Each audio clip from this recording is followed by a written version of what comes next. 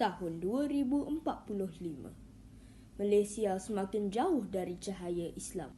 Maka tampil ulama Hang Tuah dan 4 sahabatnya, Jebat, Kasturi, Lekir dan Lekiu, membawa satu harapan, robot dakwah IM4M.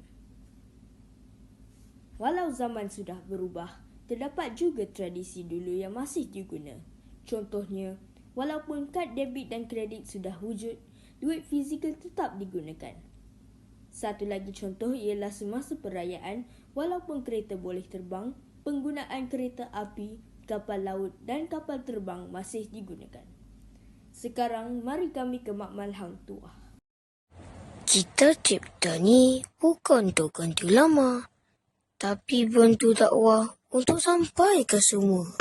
Kalau anak muda tak mahu datang ke masjid, biar ilmu datang kepada mereka. Moga ini jadi semangat kami untuk agama dan tanah air. Jika tiada IM4M, dunia takkan dipenuhi dengan iman kepada Tuhan. Jika imam menimbulkan masalah, adakah kami mampu tanggung? Mestilah. IM4M mula berdakwah seluruh negara. Ceramahnya menyentuh hati. Kerajaan kagum. Baik, Hang Tuah, kami restui kamu dan imam menyebarkan Islam.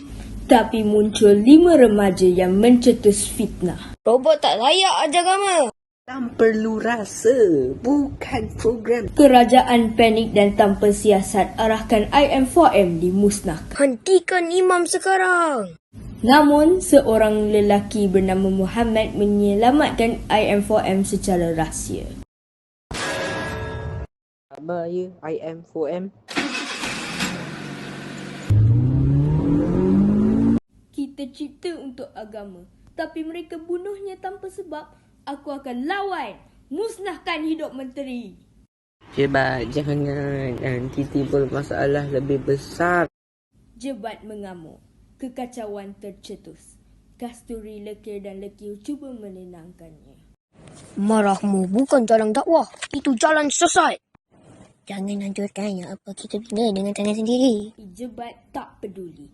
Hingga saat genting, IM4M muncul dan membaca. Jebat, berhenti sekejap. Cuba ambil 2 minit untuk dengar ayat suci Al-Quran ini.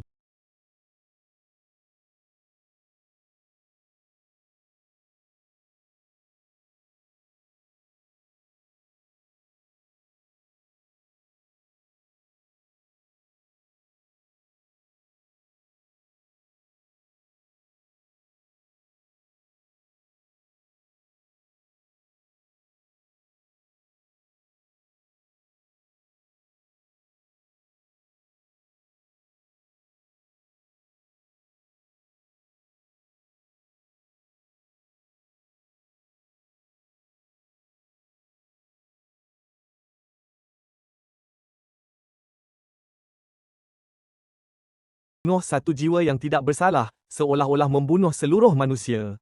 Surah Al-Maidah, ayat 32. Islam tak ditegakkan dengan dendam, tapi dengan kasih dan sabar. Jebat terdiam. Tangannya mengeletar. Air mata mengalir. Aiman dan rakan-rakannya tunduk. Menteri menyesal. Maaf, kami terlalu lampau. Kesimpulannya, lagi banyak lawan, masalah akan bertambah, kita akan berpecah belah.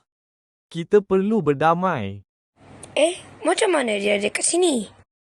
Dengar taksirah ini.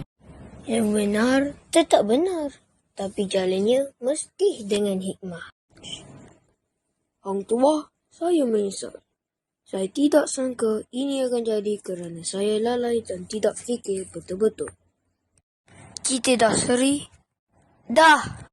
IM4M tidak dimusnahkan. Negara belajar bahawa teknologi hanyalah alat, tapi iman, ilmu dan hikmah, itulah kunci sebenar.